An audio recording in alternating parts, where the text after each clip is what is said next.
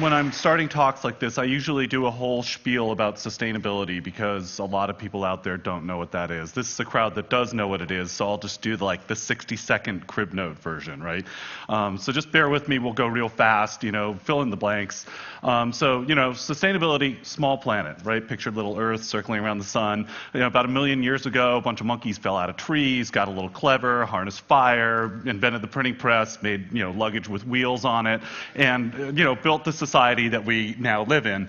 Unfortunately, while this society is without a doubt the most prosperous and dynamic the world has ever created, it's got some major, major flaws. One of them is that every society has an ecological footprint. It has an amount of impact on the planet that's measurable. How much stuff goes through your life? How much waste is left behind you? And we, at the moment, in our society, have a really dramatically unsustainable level of this. We're using up about 5 planets. If everybody on the planet lived the way we did, we'd need between 5, 6, 7, some people even say 10 planets to make it. Clearly, we don't have 10 planets. Again, mental, visual, 10 planets, 1 planet, 10 planets, 1 planet, right? We don't have that. So that's one problem. The second problem is that the planet that we have is being used in wildly unfair ways, right? North Americans, such as myself, we're basically sort of wallowing gluttonous hogs and we're eating all sorts of stuff. And, then you get all the way down to people who live in the Asia-Pacific region or even more Africa, and people simply do not have enough to survive. This is producing all sorts of tensions, all sorts of dynamics that are deeply disturbing, and there's more and more people on the way, right? So this is what the planet's going to look like in 20 years. It's going to be a pretty crowded place, at least 8 billion people. So, make matters even more difficult, it's a very young planet. 1/3 of the people on this planet are kids. And those kids are growing up in a completely different way than their parents did, no matter where they live. They've been exposed to this idea of our society, of our prosperity. And they may not want to live exactly like us. They may not want to be Americans or Brits or Germans or South Africans, but they want their own version of a life which is more prosperous and more dynamic and more, enjoyable. And all of these things combine to create an enormous amount of torque on the planet. And if we cannot figure out a way to deal with that torque, we are going to find ourselves more and more and more quickly facing situations which are simply unthinkable. Everybody in this room has heard the worst case scenarios. I don't need to go into that. I will ask the question, what's the alternative? And I would say that at the moment, the alternative is unimaginable. So on the one hand, we have the unthinkable. On the other hand, we have the unimaginable. We don't know yet how to build a society which is environmentally sustainable, which is shareable with everybody on the planet, which promotes stability and democracy and human rights, and which is achievable in a time frame necessary to make it through the challenges we face. We don't know how to do this yet. So what's world changing? Well, world changing you might think of as being a bit of a news service for the unimaginable future. What we're out there doing is looking for examples of tools, models, and ideas which, if widely adopted, would change the game, right? A lot of times when I do a talk like this, I talk about things that everybody in this room, I'm sure, has already heard of, right? But most people haven't. So I thought today I'd do something a little different and talk about what we're looking for. Rather than saying, rather than giving you tried and true examples, talk about the kinds of things we're scoping out. Give you a little peek into our editorial notebook. And given that I have 13 minutes to do this is going to go kind of quick, so I don't know, just stick with me, right? So, first of all, what are we looking for? Bright green city. One of the biggest levers that we have in the developed world for changing the impact that we have on the planet is changing the way that we live in cities. We're already an urban planet. That's especially true in the developed world. And people who live in cities in the developed world tend to be very prosperous and thus use a lot of stuff. If we can change the dynamic by, first of all, creating cities that are denser and more livable. Here, for example, is Vancouver, which if you haven't been there, you ought to go for a visit. It's a fabulous city. And they are doing density, new density, better than probably anybody else on the planet right now. They're actually managing to talk North Americans out of driving cars, which is a pretty great thing. So you have density, you also have growth management. You leave aside what is natural to be natural. This is in Portland. That is an actual development. That land there will remain pasture in perpetuity. They've bounded the city with a line. Nature, city, nothing changes. Once you do those things, you can start making all sorts of investments. You can start doing things like transit systems that actually work to transport people in effective and reasonably comfortable manners, right? You can also start to change what you build. This is the Beddington Zero Energy Development in London, which is one of the greenest buildings in the world. It's a fabulous place. We're able to now build buildings that generate all their own electricity, that recycle much of their water, that are much more comfortable than standard buildings, use all natural light, etc., and over time, cost less. Green roofs. Bill McDonough covered that last night, so I won't dwell on that too much. But once you also have people living in close proximity to each other, one of the things that you can do is, as information technologies develop, you can start to have smart places. You can start to know where things are. When you know where things are, it becomes easier to share them. When you share them, you end up using less. So one great example is car share clubs, which are really starting to take off in the US, have already taken off in many places in Europe, and are a great example. If you're somebody who drives one day a week, do you really need your own car? Another thing that information technology lets us do is start figuring out how to use less stuff by knowing and by monitoring the amount we're actually using. So here's a power cord which glows brighter the more energy that you use, which I think is a pretty cool concept, although I think it ought to work the other way around, that it gets brighter the more you don't use. But there may even be a simpler approach. We could just relabel things. This light switch that reads on the one hand flash floods and on the other hand off. How we build things can change as well. This is a biomorphic building. It takes its inspiration in form from life. Many of these buildings are incredibly beautiful and also much more effective. This is an example of biomimicry, which is something we're really starting to look out a lot more for. In this case, you have a shell design which was used to create a new kind of exhaust fan, which is greatly more effective. There's a lot of this stuff happening. It's really pretty remarkable. I encourage you to look on World Changing if you're into it. We're starting to cover this more and more. There's also neobiological design, where more and more we are actually using life itself and the processes of life to become part of our industry. So this, for example, is hydrogen-generating algae. So we have a model in potential, an emerging model that we're looking for of how to take the cities most of us live in and turn them into bright green cities. But unfortunately, most of the people on the planet don't live in the cities we live in. They live in the emerging megacities of the developing world.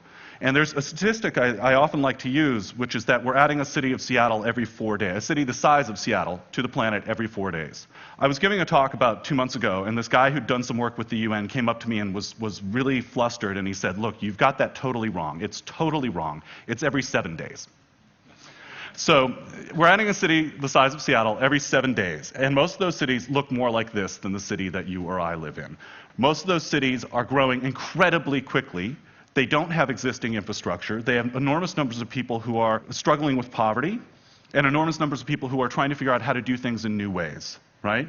So what do we need in order to make a developing nation megacities into bright green megacities? Well, the first thing we need is leapfrogging. And this is one of the things that we are looking for everywhere. The idea behind leapfrogging is that if you are a person or a country who is stuck in a situation where you don't have the tools and technologies that you need, there's no reason for you to invest in last generation's technologies, right? That you're much better off, almost universally, looking for a low-cost or locally applicable version of the newest technology. One place we're all familiar with seeing this is with cell phones. Right? All throughout the developing world, people are going directly to cell phones, skipping the whole landline stage. If there are landlines in many developing world cities, they're usually pretty crappy systems that break down a lot and cost enormous amounts of money, right? So I rather like this picture here. I particularly like the Ganesh in the background talking on the cell phone. So what we have increasingly is cell phones just permeating out through society. We've heard all about this here this week, so I won't say too much more than that, other than to say what is true for cell phones is true for all sorts of technologies. The second thing is tools for collaboration, be they systems of collaboration or intellectual property systems which encourage collaboration, right? When you have free ability for people to freely work together and innovate, you get different kinds of solutions, and those solutions are accessible in a different way to people who don't have capital, right? So, we have open source software, we have Creative Commons and other kinds of copyleft solutions, right? And those things lead to things like this. This is a telecentro in Sao Paulo. This is a pretty remarkable program using free and open source software, cheap sort of hacked together machines and basically sort of abandoned buildings, has put together a bunch of community centers where people can come in, get high-speed internet access, learn computer programming skills for free. And 250,000 people every year use these now in Sao Paulo. And those 250,000 people are some of the poorest people in Sao Paulo. I particularly like the little Linux penguin in the back. One of the things that that's leading to is a sort of Southern cultural explosion. And one of the things we're really, really interested in at World Changing is the ways in which the South is re-identifying itself and re-categorizing itself in ways that have less and less to do with most of us in this room. So it's not, Bollywood isn't just answering Hollywood. Right? Brazilian music scene isn't just answering the major labels. It's doing something new. There's new things happening. There's interplay between them. And, you get amazing things like, I don't know if any of you have seen the movie City of God.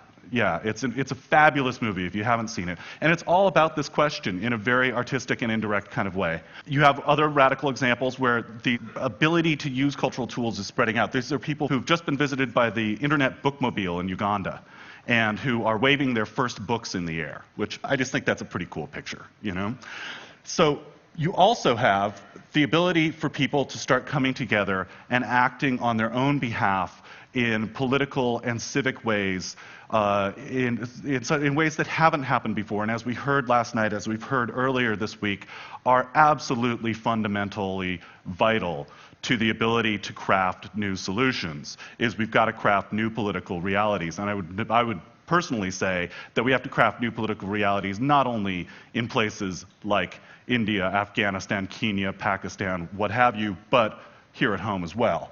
Another world is possible is sort of the big motto of the anti-globalization movement, right? We tweak that a lot. We talk about how another world isn't just possible, another world's here. That it's not just that we have to sort of imagine there being a different, vague possibility out there, but we need to start acting a little bit more on that possibility. We need to start doing things like Lula, president of Brazil here. How many people knew of Lula before today? Okay, so, well, much, much better than the average crowd, I can tell you that. So Lula, he's full of problems, full of contradictions, but one of the things that he's doing is he is putting forward an idea of how we engage in international relations that completely shifts the balance from the standard sort of north-south dialogue into a whole new way of global collaboration. I would keep your eye on this fella. Another example of this sort of second superpower thing is the rise of these games that are what we call serious play. We're looking a lot at this. This is spreading everywhere. This is from A Force More Powerful. It's a little screenshot. A Force More Powerful is a video game that while you're playing it, it teaches you how to engage in nonviolent insurrection and regime change.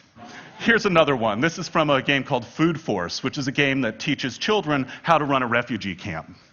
These things are all contributing in a very dynamic way to a huge rise in, especially in the developing world, in people's interest in and passion for democracy. We get so little news about the developing world that we often forget that there are literally millions of people out there struggling to change things to be fairer, freer, more democratic, less corrupt. And we don't hear those stories enough, but it's happening all over the place, and these tools are part of what's making it possible. Now, when you add all those things together, when you add together leapfrogging and new kinds of tools, second superpower stuff, et cetera, what do you get? Well, very quickly, you get a bright green future for the developing world. You get, for example, green power spread throughout the world. This is a building in Hyderabad, India. It's the greenest building in the world. You get grassroots solutions, things that work for people who have no capital or limited access. You get barefoot solar engineers carrying solar panels into the remote mountains. You get access to distance medicine. These are Indian nurses learning how to use PDAs to access databases that have information that they don't have access to at home in a distant manner.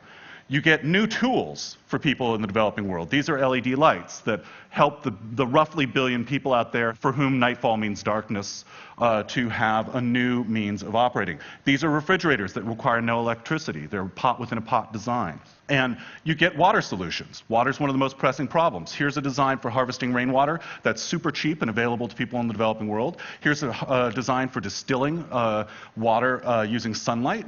Here's a fog catcher, which if you live in a moist jungle-like area will distill water from the air that's clean and drinkable. Here's a way of transporting water. I just love this. I mean, carrying water is such a drag. And somebody just came up with the idea of, well, what if you rolled it, right? That's a great design. This is a fabulous invention, Life Straw. Basically, you can suck any water through this and it will become drinkable by the time it hits your lips. So, people who are in desperate straits can get this. This is one of my favorite world-changing kinds of things ever. This is a merry-go-round invented by the company Roundabout, which pumps water as kids play. Yeah, seriously, give that one a hand. It's pretty great. So, and the same thing is true for people who are in absolute crisis, right? We're expecting to have upwards of 200 million refugees by the year 2020 because of climate change and political instability. How do we help people like that? Well, there's all sorts of amazing new humanitarian designs that are being developed in collaborative ways all across the planet. Some of those designs include models for acting, such as new models for village instruction in the middle of refugee camps, new models for pedagogy for the displaced, and we have new tools. This is one of my absolute favorite things anywhere. Does anyone know what this is? Exactly. This is a landmine detecting flower. If you are living in one of the places where the roughly 500 million unaccounted for mines are scattered, you can fling these seeds out into the field, and as they grow up, they will grow up around the mines, their roots will detect the chemicals in them, and where the flowers turn red, you don't step. Yeah. So seeds that could save your life. I also love it because it seems to me that the tools we use to change the world ought to be beautiful in themselves. That it's not just enough to survive. We've got to make something better than what we've got. And I think that we will. Just to wrap up, in the immortal words of H.G. Wells, I think that better things are on the way. I think that, in fact, all of the past is but a beginning of a beginning. All that the human mind has accomplished is but the dream before the awakening. I hope that that turns out to be true. The people in this room have given me more confidence than ever that it will. Thank you very much.